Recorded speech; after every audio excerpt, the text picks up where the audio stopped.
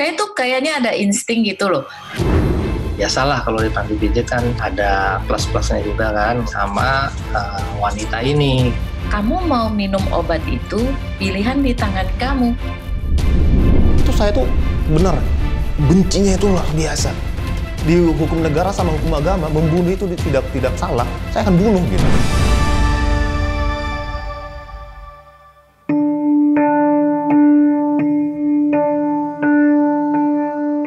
Saya itu punya latar belakang yang beda dengan istri saya.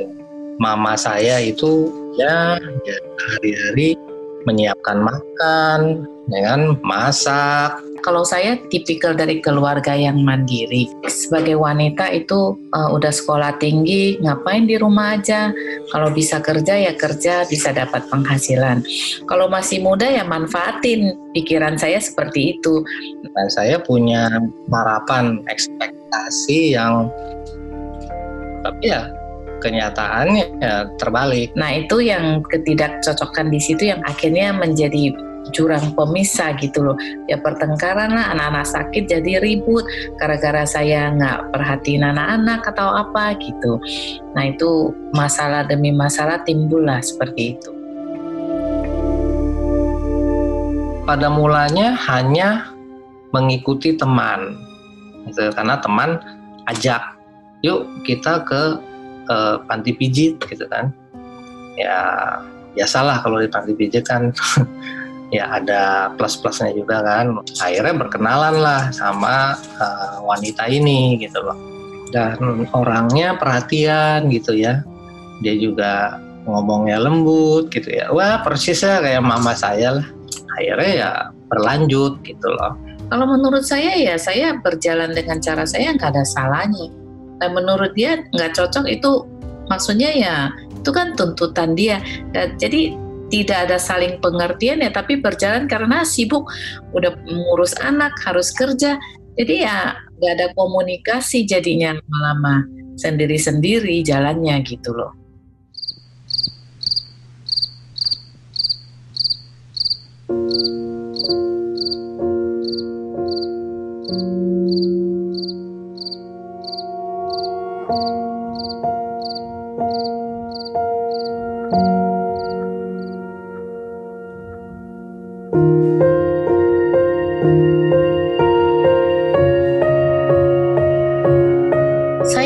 Bukan tipe yang tiap hari ngecek dompet. Saya juga bingung, saya juga nggak tahu kenapa. Saya tuh kayaknya ada insting gitu loh. Ya itu saya waktu buka dompet itu saya lihat rambut baby di dalam bon. Nah waktu itu saya tanya. Rambut siapa ini, Pak? Apa-apaan kamu? Buka dompet aku. Itu rambut aku. Namanya umpet-umpet kan dia juga nggak tahu. Ya saya cari alasan gitu loh bahwa itu rambut saya gitu. Nah malah saya yang dibalikin, kamu tuh suka buka dompet orang ya kayak gini ya. Ya saya syok aja, pasti udah ketahuan. Cuma memang alam bawah sadar saya udah tahu. Ya, waktu itu saya bilang ke Tuhan, Tuhan tunjukin hal-hal kecil seperti ini terus. Tapi dia tetap menyangkal. Karena begitu ketemu, kasih dia tetap menyangkal bahwa itu rambut dia, bukan rambut baby. Saya nggak mau lagi Tuhan diketemuin hal-hal seperti ini. Saya bilang saya nggak mau lagi. Tuhan tunjukin, maksudnya sesuatu yang membuat sampai dia tidak bisa menyangkal. Saya ngomong begitu sama Tuhan.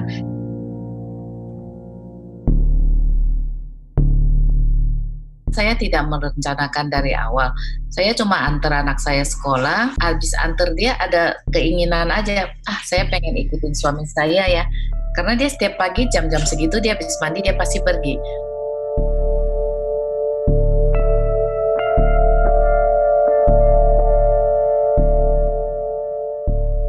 Kamu ngapain? Nggak tahu gimana ceritanya, tiba-tiba Tarina nongol. Kamu ngapain kesini? Ya sempet kaget sih saya. Kok ini bisa tahu dari mana gitu kan? Kalau misalnya lihat saya, dia tanya, mau ngapain kamu kesini? Saya bilang, enggak, saya cuma buktiin aja, saya nggak gila. Ternyata kan kamu benar, kan kamu punya anak di sini gitu.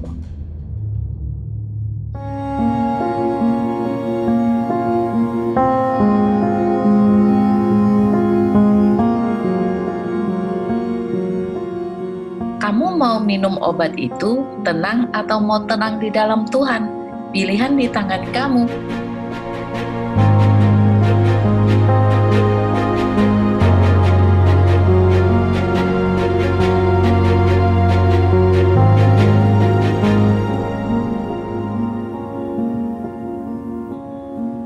Setelah ketahuan seperti itu, ya kan, ya sempat sih saya di tempat itu galau gitu.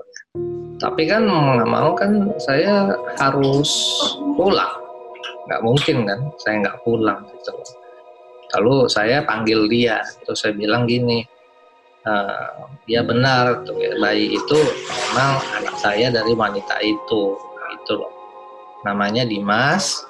Saya bilang usianya 8 bulan, cuma kondisi daripada jantungnya tidak baik karena jantungnya ada bocor di bagian atas. Ya saya cuma berdalih ya begini, saya bilang kan semua ini kan bukan salah saya semua, situ kan juga ada salahnya karena kamu tidak seperti apa yang saya harapkan gitu loh. Saya mau seorang istri yang keibuan, saya mau istri yang mengurus rumah tangga, masak, perhatiin anak, perhatiin suami. Tapi kan saya nggak dapat selama ini. Ya saya bilang, kita membangun rumah tangga ini tanpa satu arah. Kalau dia udah selingkuh, dia salah, saya juga ikut bersalah pasti. Saya tidak menjadi istri yang menolong kan. Dua-duanya bersalah. Yang sekarang bukan dimasalahin siapa yang salah, saya salah atau dia salah. Mau nggak bertobat? Ya udah kita maksa ada rekonsiliasi. Cuma soal itu anak, saya juga nggak tahu itu anak harus bagaimana. Ya kita serahin aja ke tangan Tuhan, kita doain aja. Saya juga ngomong sama pembimbing rohani saya, ya terus kita doain. Terus ini anak kita bawa tuh setiap minggu ke rumah, dibawa. Jadi akhirnya begitu selesai dioperasi, anak itu kita bawa sampai sekarang. Kalau nggak ada Tuhan Yesus itu kita nggak mungkin bisa menjalani semua ini. Ya, saya terus belajar menerima dan mengasihi Tarina tanpa syarat. Tuhan Yesus kan bahwa kita harus mengasihi tanpa syarat.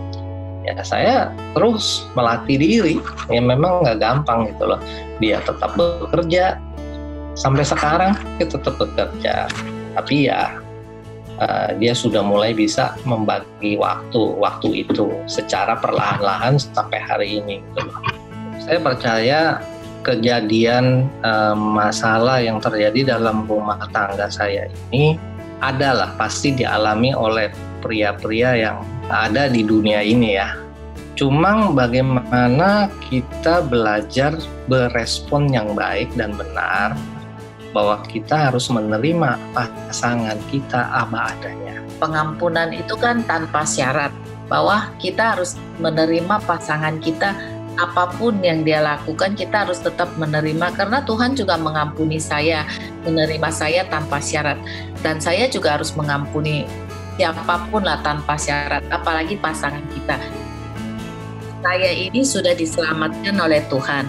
Tuhan Yesus saja mau mengorbankan nyawanya buat saya. Saya tuh menerima suami saya tuh belum sampai harus mengorbankan nyawa, cuma mengorbankan perasaan. Jadi kalau pengorbanan saya dibanding apa yang Tuhan berikan kepada saya itu tidak ada nilainya, kecil gitu loh. Tidak mudah untuk melepaskan dendam, terutama bagi orang yang sudah terlebih dahulu menyakiti hati kita. Rasanya hati ini mau teriak karena kita melihat orang itu tidak pantas mendapat pengampunan.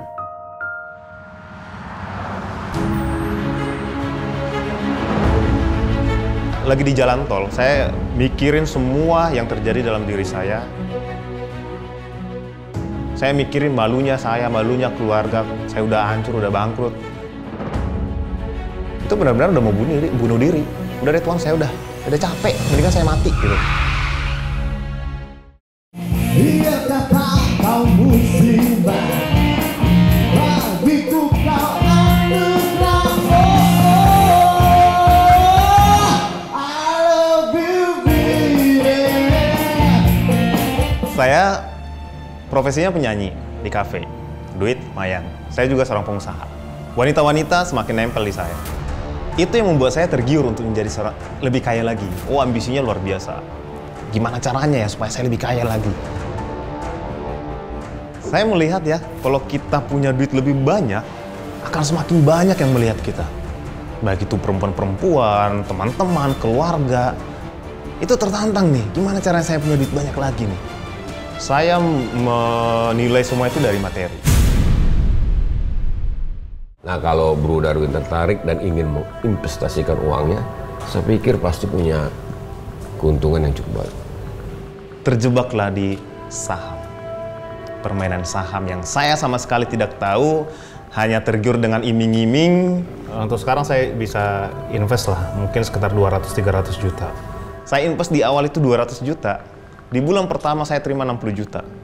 Saya langsung kepikiran nih, kalau saya invest lebih besar lagi, pasti saya dapat yang lebih banyak. Ya dengan impian, semakin banyak penghasilan, saya bisa, apa aja yang saya mau bisa. Beli orang pun bisa, gitu. Akhirnya saya tergiur, 3 bulan habis. Saya harus gadaikan rumah, harus gadaikan mobil, bahkan saya terjerat dengan dunia rentenir. Pak Darwin ya? Iya. Kapan Bapak mau bayar? Kan saya udah telepon Bapak dari kemarin. Kan saya udah bilang bulan depan akan saya lunasin. Saya udah tunggu loh. Udah 1 minggu loh saya tunggu. Wajar saya stres, depresi iya. Karena saya harus mikirin hutang, duit sudah habis. Dengan gue mati sekalian. Saya sudah mulai dikejar-kejar banyak orang, dicari-cari orang, keluarga juga bukannya kasih solusi malah saya ditekan-tekan gitu ya. Lagi di jalan tol, saya mikirin semua yang terjadi dalam diri saya. Saya mikirin malunya saya, malunya keluarga. Saya udah hancur, udah bangkrut. Itu benar-benar udah mau bunuh diri. Udah deh Tuhan, saya udah capek. Mendingan saya mati gitu. Saya ditelepon sama salah satu orang. Halo, kenapa? Gue lagi di tol. Mendingan gue mati sekalian. Gue capek gue. Saya cuma disuruh minggir. Saya minggir. Itu yang pertama, pencobaan bunuh diri saya.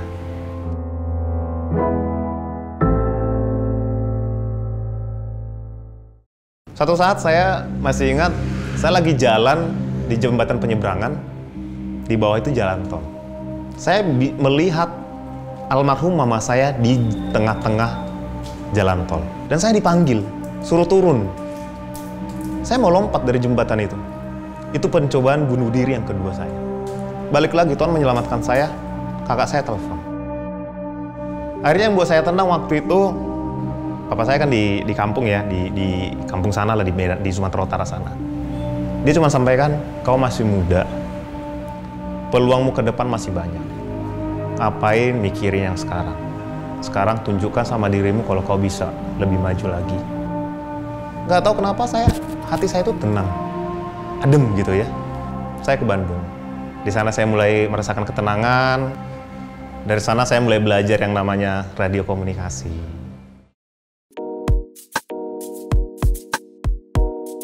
Saya belajar. Akhirnya kita membukakan satu perusahaan lah, berbasis di Jakarta. Jadi kita buka usaha ini, yang radio komunikasi ini bergerak di bidang alat komunikasi kayak handy talkie, radio rig, repeater gitu ya. Ini ada proposalnya. Coba kamu baca. Biar saya berikan job ini kepada kamu. Oke Pak, saya baca dulu sebentar ya. Ya. Waduh, ini gampang ini Pak. Ini memang saya udah spesialis di sini. Makanya sampean saya panggil. Kebutuhannya kira-kira berapa unit Pak? Ini untuk pertama kita kebutuhannya berkisar 250 unit. Ini tahap pertama bro. Saya ada project. Saya butuh dana waktu itu. Butuh dana kurang lebih 100 juta. Jadi gini Bang, seperti yang kemarin saya telepon, jadi saya ada project, saya udah menang tender. Nah ini proposal projectnya, sekarang Bang yang jadi masalah, saya kurang modal Bang untuk project ini. Makanya minta tolong ke Abang, kasih saya pinjaman dulu, modalin saya dulu untuk project ini Bang. Ini BPKB, kamu gadaikan, bagaimana caranya biar kamu dapat duit dari BPKB ini. Oke Bang. Tapi harus tanggung jawab nanti. Yang jelas saya kasih kamu kepercayaan. Tanggung jawabmu nanti ya tentunya harus bayar sama saya. Ya. Setelah selesai proyek. Harapan kita kan dengan ada dana ini, proyek ini lancar, ya ekspektasinya kan besar. Ada profit gitu.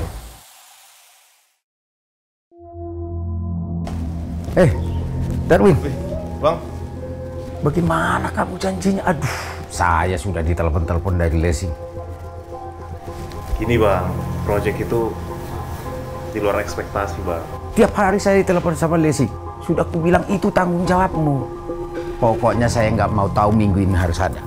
Iya bang, sabar dulu bang. Tidak bisa. Kalau tidak ada, kamu berhadapan dengan hukum. Dan dia udah kesal, saya dilaporkan Polda Metro Jaya dengan tuduhan pencurian.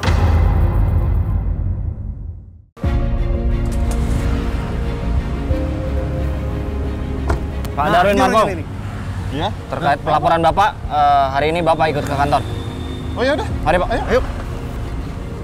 Ya, Pak Darwin Marpaung, Bapak tahu kalau kenapa Bapak dipanggil di hari ini? Iya Pak. Bapak dituduh mencuri atau menggelapkan BPKB. Saya dilaporkan ke Polda Metro Jaya dengan tuduhan pencurian BPKB. Padahal BPKB ini sebenarnya diberikan untuk saya pinjam. Saya dituntut waktu itu 2,5 tahun. Seminggu pertama saya ditahan di tahanan Polda Metro Jaya, itu saya tuh bener bencinya itu luar biasa. Setiap hari mau apapun yang saya lakukan, mukanya dia, abang saya ini selalu di sini. Ingin saya, kalau mungkin di situ saya cabik-cabik ya. Atau kalau misalkan di hukum negara sama hukum agama membunuh itu tidak salah, saya akan bunuh gitu.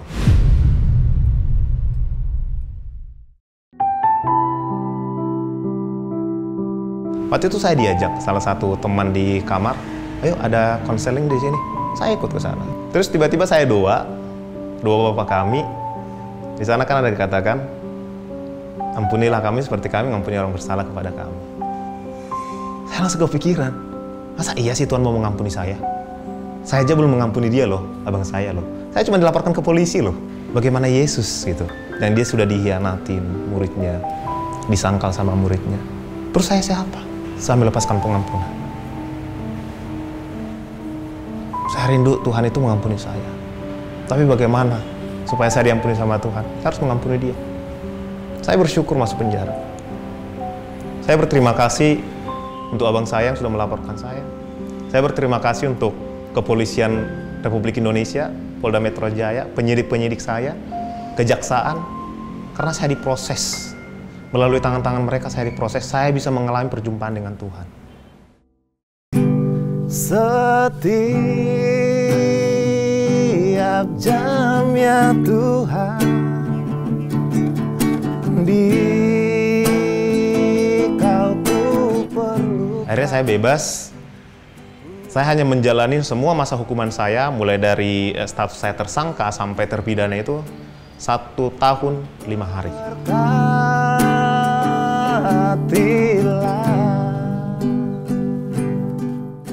Oh Win. Bang. Maafin saya Win. Ya bang, apa-apa. Tentunya kemarin atas perlakuan abang itu memang lagi emosi. Awalnya memang saya benci, dendam, ingin membalas apa yang abang perbuat. Tapi saya bersyukur bang masuk penjara. Di sana saya bisa mengenal Yesus lebih dalam lagi. Kalau Tuhan bisa mengampuni saya, masa saya nggak bisa mengampuni abang? 2 bulan setelah saya keluar dari penjara, saya berkomunikasi dengan beberapa teman yang masih peduli dengan kondisi saya. Akhirnya saya memutuskan untuk mendirikan satu komunitas. Komunitas masyarakat peduli warga binaan. Yang tujuannya adalah melayani mereka secara rohani dan juga memberikan pelatihan kemandirian untuk mereka-mereka yang ada di penjara. Mungkin manusia menganggap kita sampah, tapi kita berharga di mata Tuhan. Bukan kamu yang memilih aku, tapi akulah yang memilih kamu supaya kamu pergi dan menghasilkan buah dan buahmu itu tetap. Inilah perintahku, kasihilah yang lain satu dengan yang lain, seperti engkau mengasihi dirimu sendiri. Saudaraku, firman Tuhan berkata bahwa tetapi Allah telah menunjukkan kasih-Nya kepada kita Karena Kristus telah mati untuk kita ketika kita masih berdosa. Ya, saya juga pernah mengalami yang namanya rasa dendam yang cukup lama ya dari pengalaman saya. Dan ternyata kenapa saya nggak bisa lepas dari rasa dendam itu, karena saya melihat dan menilai orang ini nggak pantas untuk dapat pengampunan. Keterlaluan lah intinya gitu. Nah ternyata selama saya berpikir di posisi itu, selama itu pula saya nggak pernah bisa yang namanya tenang. Bahkan potensi saya tidak maksimal, pekerjaan saya hanya sebatas itu aja. Nggak ada yang namanya terobosan-terobosan dalam hidup saya. Karena rasa itu selalu menggelantung jadi beban di dalam diri saya. Rasa apa? Rasa orang ini nggak pantas untuk diampuni. Lalu saya berpikir, karena Tuhan itu sangat mengasihi kita. Sehingga sekalipun saya sebagai manusia yang berdosa, nggak pantas juga untuk diampuni. Tetapi karena saya menerima kebenaran, Kristus sudah mati buat saya yang berdosa, masih dalam dosa. Dan akhirnya apa saudara? Saya hanya berserah sama Tuhan. Setelah saya juga membaca firman Tuhan berkata bahwa, tetapi kalau kamu tidak mengampuni, maka Bapa di surga pun juga tidak akan mengampuni kamu. Terus saya berpikir juga, iya Tuhan, saya aja berpikir orang itu gak pantas mendapat pengampunan karena apa? Gak adil buat saya. Berarti gak adil juga dong. Ketika misalnya saya menerima pengampunan nih, sekalipun saya gak pantas, tapi saya tidak mau mengampuni orang lain. Itu juga gak fair. Keadilan hanya terjadi ketika kita benar-benar membuka hati dan mau menerima sumber dari keadilan itu. Sumber dari segala kasih pengampunan itu. Yang terjadi adalah saya sekarang hidup tidak lagi terikat dengan dendam. Maukah Anda seperti saya? Caranya sederhana. Waktu itu saya membuka hati saya dan saya bilang, Tuhan, saya mau kembali menerima Engkau sebagai Tuhan dan Juru Selamat. Saya mau menerima Engkau dan benar-benar berserah. Lalu saya belajar untuk apa?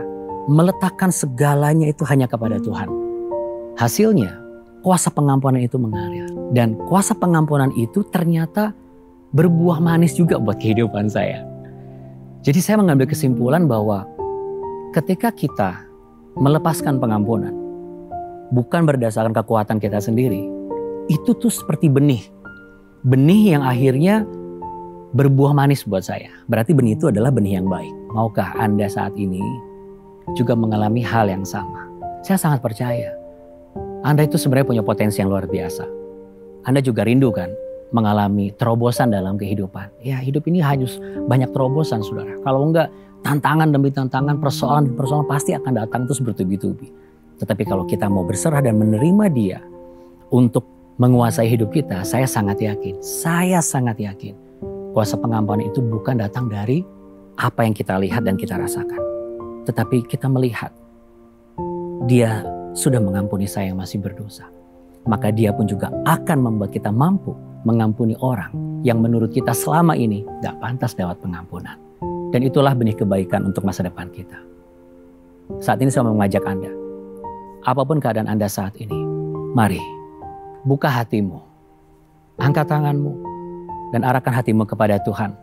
Saya mau berdoa untuk Anda. Bapa yang baik, Tuhan Yesus, Juru Selamat manusia, yang telah menunjukkan kasih-Mu buat kami semua melalui tayangan ini. Aku berdoa bagi mereka semua yang saat ini hati mereka terbuka dan mau menerima kebenaran ini. Mereka mau menerima Engkau sebagai Tuhan dan Juru Selamat mereka. Ikuti kata-kata ini, saudaraku. Tuhan Yesus, saat ini aku mau membuka hati, pikiran, dan seluruh perasaanku ini aku serahkan kepada Tuhan. Terima kasih, melalui kematian-Mu di kayu salib, Engkau telah mengampuni aku yang masih berdosa. Dan aku mau perkatakan, setelah aku berdoa, aku mau melepaskan perkataan pengampunan. Mulai dari diriku sendiri dan juga untuk orang yang menyakitiku. Dan aku percaya inilah benih kebaikan yang datang daripada Tuhan dan akan berbuah manis untuk kehidupanku dan masa depanku. Aku mengalami terobosan setelah aku melepaskan pengampunan dan tidak lagi mau dibelenggu oleh rasa dendam yang mengikatku selama ini. Katakan amin. Dalam nama Tuhan Yesus katakan amin. Amin, puji Tuhan. Kalau kita tuh mau melepaskan, itu berarti kita kan mau mengutarakan ya. Saya dalam hal ini mau mengatakan Anda sangat beruntung Karena dengan adanya link Sahabat 24 sebenarnya Anda bisa mengutarakan semuanya. Ini bukan bicara mengenai dendam saja. Apa yang menjadi pergumulan Anda, saudara? Seperti yang dialami oleh Lea, dia adalah seorang wanita, anak keempat dari 5 bersaudara. Bayangkan saja sudah 4 kali mencoba ujian CPNS, selalu tidak berhasil. Ya, bisa saja dia merasa, bukan ini jalur saya. Tapi puji Tuhan, satu kesempatan dia melihat tayangan ini lalu kemudian menghubungi kami. Dan dia mengutarakan bagaimana ia juga rindu untuk didoakan, rindu mendapat dukungan. Dan kami memang berdoa, tim kami mendoakan saudari Lea ini. Lalu di waktu berikutnya, dia menghubungi kami kembali dan memberi kabar yang sangat baik. Yaitu apa? Dia sudah diterima dan berhasil lulus dari ujian CPNS yang kelima. Ya, saudara, mungkin Anda sudah berkali-kali mencoba dengan cara kita pribadi ya, untuk bisa lepas dari rasa dendam, untuk bisa coba untuk berusaha tapi selalu gagal, dan akhirnya kita merasa kayaknya nggak ada yang mendukung saya. Tapi sebenarnya kalau Anda menghubungi kami, Sahabat 24, yang setiap hari 24 jam, kapanpun Anda hubungi dengan WA, telepon langsung, SMS, yang penting adalah Anda utarakan, lalu kami pasti akan mendoakan. Bahkan kami akan memastikan Anda dibimbing. Karena kami percaya di dalam Tuhan tidak ada yang mustahil. Di dalam Tuhan pasti ada terobosan. Kalau Lea saja mengalami keberhasilan setelah kegagalan yang berkali-kali, saya sangat yakin kita ada di dunia ini bukan untuk gagal, tapi untuk berhasil menjadi lebih dari seorang pemenang. Jadi hubungi Sahabat 24 dan jangan ragu lagi. Ya saudara, tadi ingat kan ya saya sempat bicara mengenai benih kebaikan yang akan berbuah manis juga untuk masa depan kita gitu ya. Nah, saya saat ini mau mengajak Anda juga saudara. Kalau kita melepaskan benih kebaikan yang berbuah manis buat kehidupan kita, bayangkan jika kita juga berkontribusi untuk menabur benih tidak hanya untuk kita, tapi juga untuk orang-orang di luar kita. Katakanlah mungkin kita tidak bisa berada di tempat atau di lokasi itu, tetapi kontribusi kita itu memastikan program itu berjalan. Akhirnya apa yang diinisiasikan itu boleh berjalan dengan baik dan mencapai tujuan. Kami punya program pemuritan saudara. Nah, kalau Anda saat ini rindu sekali untuk bisa menjadi kontributor kami, yaitu dengan cara mengirimkan donasi, percayalah itu benih yang tidak hanya menghasilkan pemuritan generasi yang hidup dalam kebenaran akan Tuhan ataupun juga untuk masa depan keluarga dan bangsa kita. Tapi itu pun juga akan berbuah manis dalam kehidupan kita. Pernah nggak terbayang kalau kita menabur benih untuk anak-anak lain, itu akan berbuah manis untuk anak-anak kita juga. Caranya mudah sekali, Anda scan QR Code yang ada di layar kaca Anda saat ini atau di layar TV Anda, lalu kemudian Anda kirimkan donasi Anda dengan kode di belakang itu 09. Jadi kalau katakanlah 100 atau 200 ribu atau 1 juta, pokoknya di ujungnya adalah kasih 09, 100.009. Maka setiap kontribusi Anda adalah benih kebaikan yang tidak hanya memuridkan generasi masa depan, tetapi juga buah yang akan memakan hasil manis untuk anak-anak dan keturunan kita kemudian. Kita imani ini ya saudara ya. Dan yang pastinya semua hal-hal yang manis, yang positif, yang bisa membuka wawasan kita juga ada di website kami www.jawaban.com. Isinya lengkap sekali artikel terkait, lalu kemudian ada renungan harian. Anda akan dituntun untuk menjadi pribadi yang bertumbuh di dalam Tuhan. Termasuk juga informasi-informasi yang bisa membantu Anda dalam membangun usaha komunitas yang benar, termasuk Sahabat 24. Nah, terus pastikan Anda follow kami di Instagram dan semua sosial media kami, termasuk YouTube channel kami Solusi TV, untuk Anda mendapatkan hal-hal yang benar-benar bisa menjadi berkat dan bisa bagikan buat orang-orang di sekitar Anda. Yang pasti kita semua sudah terbebas dari rasa dendam, dan biarlah damai sejahtera dan kasih Tuhan itu akan menjadi kekuatan kita. Sampai jumpa di tayangan berikutnya, karena di dalam Tuhan kita sudah bisa merasakan dan sudah percaya pasti ada solusi.